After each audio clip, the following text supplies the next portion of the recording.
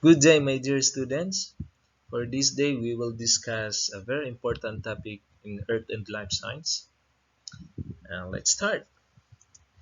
So, from a very small thing like bacteria to a cell, chromosomes, up to the anatomy of living organisms like human being, all of these may understand by understanding the start of all creation, and that is the origin of the universe.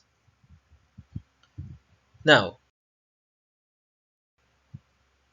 what is universe, by the way? By definition, the universe is all of space and time and their contents, including planets, stars, galaxies, and all other forms of matter and energy. All the things that composing universe can explain of what we had in the future, what we have right now, and somehow in the future.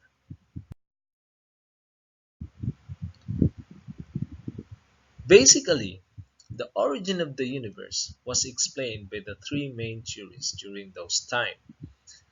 First, we have the Big Bang theory, which is the most accepted theory.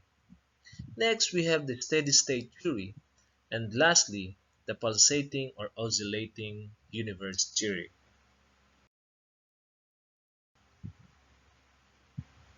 Among the theories, Big Bang was the most accepted theory of the origin of the universe. Georges Lemaitre, a Belgian priest, is considered as the first proponent of the Big Bang theory. The theory was supported by the other scientists such as Edwin Hubble, Arne Benzias, and Robert Wilson, who presented pieces of evidence to support this theory. They are all good scientists during those times.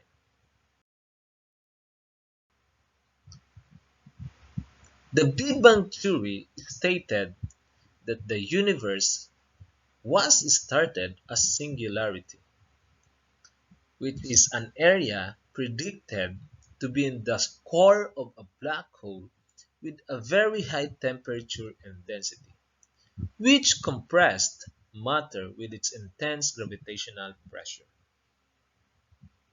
The presence of the singularity is still a mystery to many scientists, but they already stated that this singularity constantly expands and cools. The rate of expansion is almost equal to the rate of cooling. At this moment, there is a huge or buildup of intense heat which leads to the increase in the expansion of the singularity. This intense heat also leads to the creation of matter and antimatter. These are being destroyed every time they collide with each other. So when they collide, the effect is undergoing the so-called as nucleosynthesis. The nucleosynthesis leads to the formation of chemicals such as hydrogen and helium. These chemicals then lead to the formation of the stars and the galaxies. The presence of the stars leads to the formation of larger matter such as planets, comets, and other celestial bodies. That's why there are some speculations that the Earth itself is just came from the sun. Ever since the Big Bang happened, the universe was continuously expands in the occurrence of the cosmic background radiation. It was suggested to be an aftermath of the explosion that happened 20 billion years ago. The second theory is steady state theory. The steady state theory proposed by Hermann Bondi, Thomas Gold, and Fred Hoyle. They suggested that the universe has always been there and will always be present.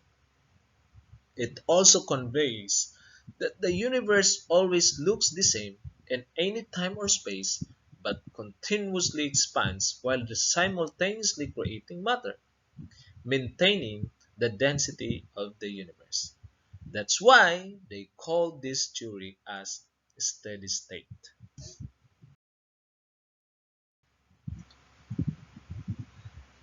Moreover, steady state was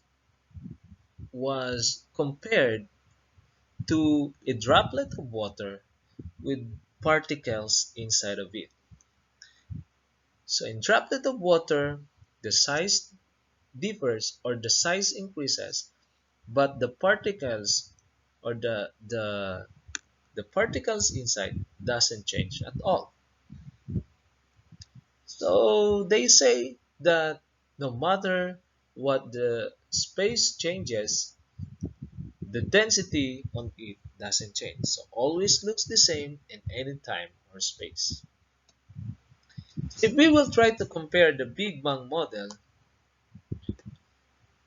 to a steady state model that we are now discussing, in Big Bang model, the density of galaxies falls as universe expands. As you can see, the density changes as it expands. While the steady state model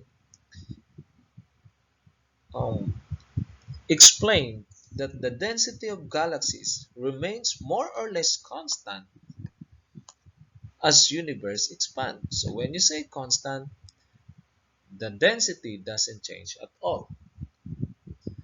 That's why with this particular conclusion or statement given by this theory, the scientist doesn't believe that this theory may support the origin of the universe. With this, scientists rejected this theory.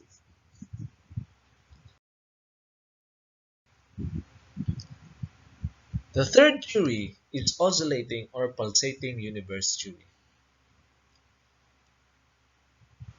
The pulsating or oscillating universe theory was first proposed by Richard Tolman.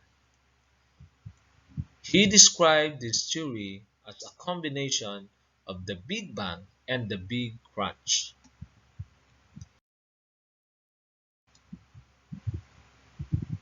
Moreover, pulsating universe is just like a heart palpitating, wherein there are times that it is expanding and there are times that it is contracting. That's why it's called as pulsating universe. In contracting universe, Tolman compared this into a big crunch, which occurs when the universe expands and eventually reverses, then it collapses, causing a singularity or the formation of another Big Bang. The oscillating universe theory suggests that once the universe reverses and attains the point of singularity, another universe will be born. This is referred to as the Big Bounce, or more or less, this is the expanding universe. Tolman theorized that the universe may be first in the cycle and could be a result of a previous Big Bounce event.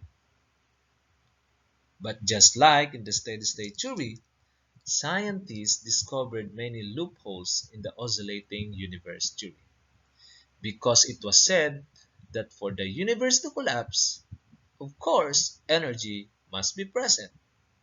This theory suggests that the universe will collapse on its own after it reaches its full expansion, which violates some laws of physics. With this theory was again rejected.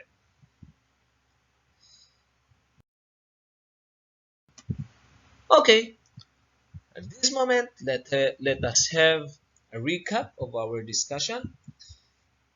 Basically, we discussed the three different hypotheses or theories in terms of the origin of the universe. First, we have the Big Bang Theory, which states that the universe started as a singularity that exploded. This explosion resulted to the formation of all the matter in the universe. The second one, we have the steady state theory, which discusses that the universe has always been there and will always be present. Nothing changed at all.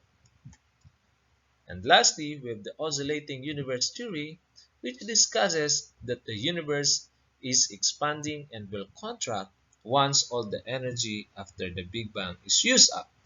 This collapsing of the universe will then lead to the formation of a new universe. Well, that's all. But you try to think, what do you think? Do you think the universe has a beginning or has it always existed? Explain your answer.